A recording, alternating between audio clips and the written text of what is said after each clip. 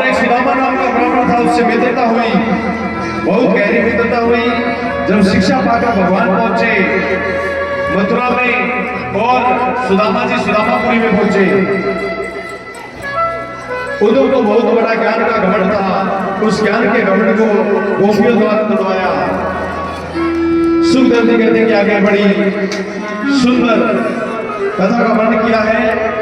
तो यहां बताया कि जब कंस को मार दिया तो कंस की दो पत्नियां आस्ती और प्राप्ति अपने पिता मगध देश बिहार में पहुंची और कहा कि कृष्ण ने हमारे पति को मार दिया, तुम जाकर बदला लो। तो उसी समय जरासंध ने 23 छोटी सेना तैयार की है, मथुरा पर चढ़ाई कर दी। जब भी मथुरा पर चढ़ाई करता है जरासंध, वो कृष्ण उसको पराजय हारा देता है। 17 बार जरासंध ने मथुरा पर चढ़ाई की, 17 बार जरासंध हार गया। 18वीं बार जरासंध ने 108 ब्राह्मणों को इकट्ठा किया और यज्ञ करवाया, हवन करवाया और सबसे पूछा कि अब की बार यह बताओ कि मेरी जीत होगी या हार। तो जरासंध के डर से ब्राह्मणों ने कह दिया कि जा जरासंध, अब की बार तेरी जीत होगी। ये बात कोई गुरुचर सुन रहा था, जाकर भगवान को बताई कि 108 ब्राह्मणों कह दिया कि अब की बार तेरी जीत होगी।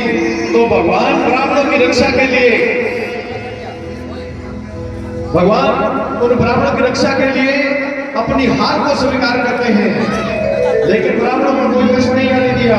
जैसे ही जरासंध आया कालेवर को लेकर, तो कालेवर को ऐसा वरदान था कि तेरे आगे से एक दिन भगवान भी भाग जाएगा, ऐसा वरदान था। ब्राह्मणों का बचन करने के लिए भगवान मथुरा के रण को छोड़ दिया। तब भगवान का एक नाम पड़ा रणछोड़।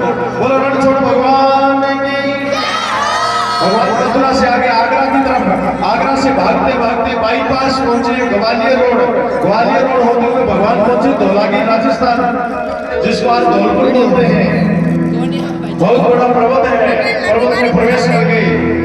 आज कालेवर पीछे पीछे जा रहा है तो उस गुफा में एक मुचकुंद नाम का आदमी सो रहा है। मुचकुंद राम जी के पूर्वज बताते हैं। तो मुचकुंद इच्छाकू नरेश मराठा के पुत्र हैं। असुरों की ओर से युद्ध करवाई, देवताओं की विजय दिलवाई। तो देवताओं ने निश्चित सोने का वरदान दिया और कहा कि जाओ धौलागिरी पर्वत में सो जाओ और तुम्हारी अगर कोई भी नींद तोड़ देगा, अगर नींद से जगाएगा तो आपकी आंखों की ज्वाला से जलकर वो भस्म हो जाएगा, जलकर नाश हो जाएगा। आज भगवान जैसे ही उस पर्वत में गुफा में प्रवेश हुए, आगे मुचकुंद सो रहा है। मुचकुंद अपना पिता को उठा दिया भगवान ने। आगे जाकर कृष्ण बलराम सो जाते हैं। पीछे से कालेवर आया। कालेवर ने देखा कि भगवान मेरे डर से यहाँ छुपा है। एक लाख का प्रहार किया। जैसे ही लाख का प्रहार किया तो मुचकुंद की आंखें खुली, नींद टूटी, आंखें खुली। आंखें खुलते ही कालेवर उसकी ज्वाला को सहन नहीं कर पाया और ज्वाला में जलकर वही राख हो गया। भगवान ने कालेवर को वही करवा दिया। सुखदेव जी कहते इस प्रकार भगवान कालेवर का वध करवाया। जरासंध चारों तरफ सेना लगाई। भगवान कृष्ण बलराम मंदिर के अंदर पूरी चोटी पर पहुंचे। वहां विश्वामित्र जी को बुलाया और बुलाकर कहा कि जैसे मथुरा नगरी है वैसी वैसी समुद्र के बीचों बीच एक नगरी का निर्माण करो, द्वारिका नगरी का निर्माण करो। विश्वकर्मा द्वारा हजारों मजदूर लेकर गए और समुद्र के बीचों बीच द्वारिका नगरी का निर्माण करवाया। उधर से भगवान ने मथुरा वासियों को योग माया द्वारा बुलाया और कृष्ण बलराम ने एक छलांग लगाई। एक ही छलांग में पहुंचे द्वारिका नगरी। बोलो द्वारिका भगवान की। आज भगवान द्वारिका के राजा बन गए। भगवान का नाम पड़ा श्री श्री 1008 श्री कृष्ण चंद्र महाराज। इतना बड़ा नाम हुआ भगवान का, बड़े आनंद के साथ रहता है। उधर से मगध के राजा भीष्म की पुत्री का नाम रुक्मिणी। रुक्मिणी के 4 भाई, 5 भाई। रुकम कैसा रुकम ना तो रुक्मी था, बड़ा था। वो अपनी बहन रुक्मिणी की शादी अपने साले शिशुपाल के साथ करना चाहता था, लेकिन रुक्मिणी लक्ष्मी अवतार है। वो द्वारिकाधीश को अपना वर मान चुकी है। एक दिन सुदेव नाम का ब्राह्मण आया। आज रुक्मिणी ने चिट्ठी भेजी द्वारिका के लिए। ब्राह्मण को कहा कि ये मेरी चिट्ठी द्वारिकाधीश को भेज दो। आज रुक्मिणी लिखती है कि मैं रुक्मिणी तुम्हारे चरणों की दासी, मेरा भाई रुक्मी मेरी शादी शिशुपाल के साथ करवाना चाहता है, लेकिन प्रभु है द्वारिकाधीश, मैं तो तुम्हें अपना भर मान चुकी हूँ। आप यहाँ कुंडलपुर में आओ और मुझे लेकर यहाँ से चले जाओ।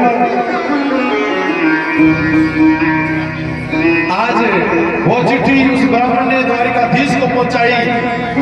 द्वारिकाधीश ने पढ़ते ही उसी ब्राह्मण को साथ में लिया और साथ लेकर आज कुंडलपुर पहुंचे। वहां पर पहुंचकर बगीचे में रुक गए और ब्राह्मण से कहा कि जाओ रुक्मिणी को कह दो कि श्याम सुंदर तुम्हारा बगीचा में इंतजार कर रहे हैं। आज वो ब्राह्मण रुक्मिणी के पास गए और कहा कि रुक्मिणी वो श्याम सुंदर तुम्हारा इंतजार कर रहे हैं। आज मोतियों का थाल भर के रुक्मिणी ने उस ब्राह्मण को दिया, माला माल हो गया ब्राह्मण। और रुक्मिणी पूजा की थाली लेकर सखियों के साथ में अपनी मैया से आशीर्वाद लेकर गौरी माँ के पूजन के लिए जाती है। गौरी माँ का पूजन किया मंदिर में, सखियों से बोली कि मेरे सर में दर्द हो रहा है, मैं बाहर बगीचे में घूमने जा रही हूँ, आप पूजा करो। तो आज रुक्मिणी बगीचे में पहुंची, वहां रथ पे द्वारिकाधीश विराजमान है। रुक्मिणी ने प्रणाम किया, रुक्मिणी ने प्रणाम किया, भगवान लेकर चलने लगे। आज सखियों दौड़कर सखियां गई और जाकर रुक्मिणी को बताया कि रुक्मिणी को लेकर द्वारिकाधीश चला गया। रुक्मिणी ने उसी समय बहुत बड़ी सेना तैयार की और यह संकल्प किया कि मैं उस कृष्ण को मार कर आऊंगा, अगर मेरे हाथों से नहीं मरा तो अपना मुख इस कुंडलपुर में दोबारा नहीं दिखाऊंगा। अब बहुत बड़ी सेना लेकर पीछे जाना है। उधर से रथ में बैठी रुक्मिणी भगवान द्वारिकाधीश से कहती है कि जल्दी जल्दी चलो, मेरा भाई आ रहा है। आज इतनी बड़ी सेना, एक तरफ बलराम ने पूरी सेना का संहार कर दिया।